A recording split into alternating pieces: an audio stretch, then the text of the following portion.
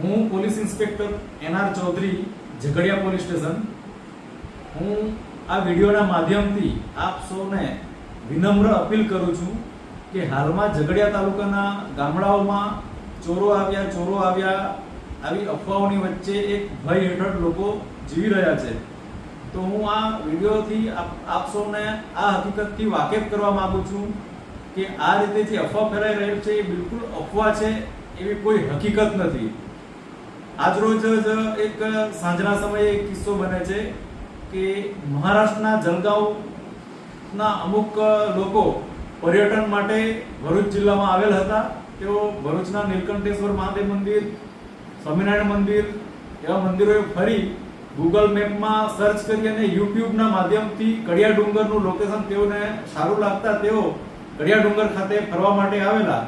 એ દરમિયાન કડિયા ડુંગર ગામના કેટલાક લોકોએ હાથમાં દંડા પથ્થરો રાખી તેઓને ચોરો સમજી રોકવાની કોશિશ કરેલ, જેથી તેઓ કોઈક લૂંટારા સમજીને ગાડી લઈને ત્યાંથી તરત ભાગેલ અને ત્યાંથી ટેલિફોનિક સૂચનાઓ અને સોશિયલ મીડિયાના માધ્યમથી વંઠેવાડ સુધી આવતા આ ગાડીને રોકવામાં આવેલી.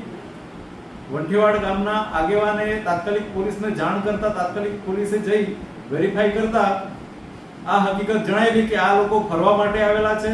તમામના આઈડી બધું ચેક કરતા આ લોકો ફક્ત પર્યટકો જણાઈ આવેલા.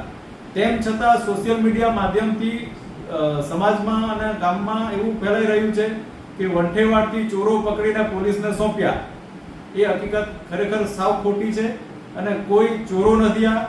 આ રીતે સોશિયલ મીડિયામાં ખોટી અફવાઓ ફેલાઈ રહેલી છે અને આના કારણે લોકો કાયદો હાથમાં લઈ રહ્યા છે.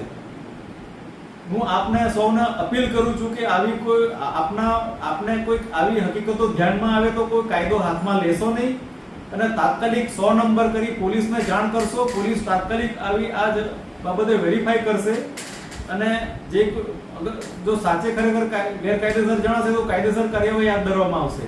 પરંતુ આપ સૌ જાગૃત નાગરિકો છો. કોઈ પણ પરિસ્થિતિનો વિચાર કરો.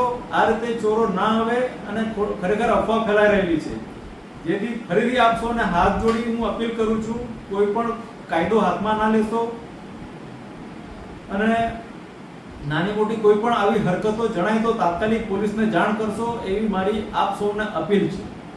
જય હિન્દ.